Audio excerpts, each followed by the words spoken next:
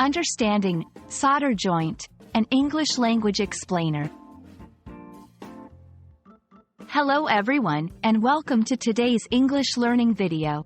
In this session, we're going to explore the phrase, solder joint.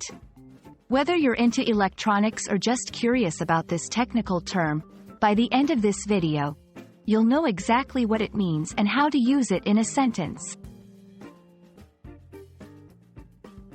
A solder joint refers to the point where two or more metal items, such as wires or pipes, are joined together by melting and then cooling a filler metal called solder. This process creates a secure and conductive connection, essential in electronics and plumbing.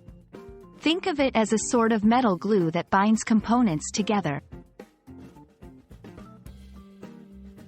A good solder joint is crucial for the functionality and longevity of electronic circuits.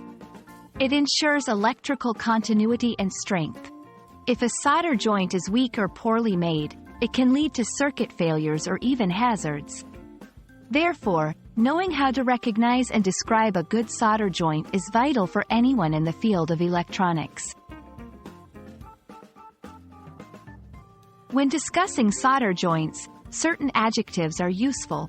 A good solder joint is often described as shiny, smooth, and intact, whereas a bad one might be called dull, cracked, or blobby. These descriptive terms can help convey the quality and condition of a solder joint in English conversations or technical discussions. And that's a wrap on solder joint. Now you know what it is, why it's important, and how to talk about it in English. We hope this video has been informative and has added a new term to your English vocabulary. Thank you for watching, and don't forget to practice what you've learned today.